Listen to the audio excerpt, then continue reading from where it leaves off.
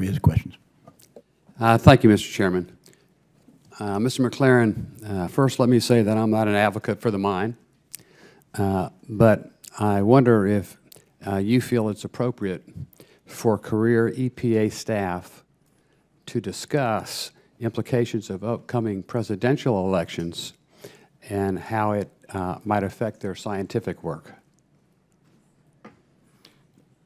So I think we all receive training, and we're quite aware of what our obligations are with respect to not engaging in political conduct. So you think it would not be appropriate? I am not aware of the circumstance that you're talking about, and okay. would need to know more. So are you aware whether or not EPA employees discuss the implication of the 2012 presidential election as it might have affected the work conducted on the Pebble mine by EPA? I certainly can't recall that. Okay.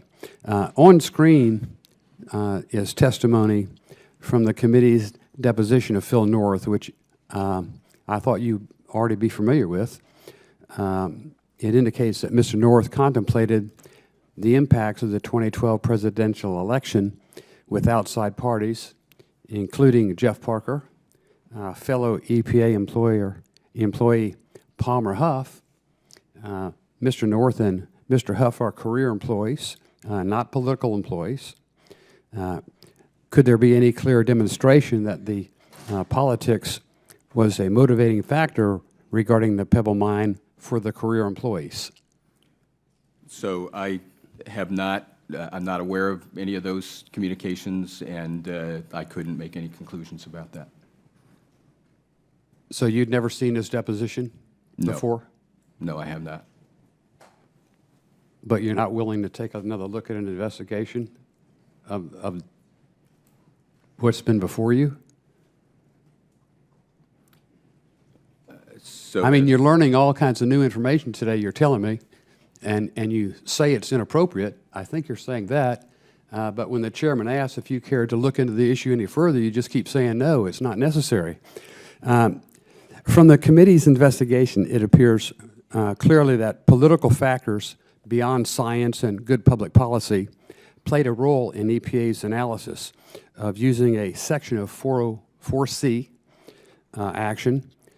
And the question is, whether or not you consider it appropriate for EPA employees to consider political factors in preparing supposedly scientific documents. So again, I'm not aware of any of those conversations, and I'd have to know more.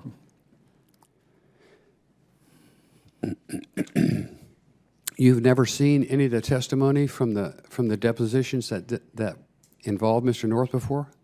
No, I have not.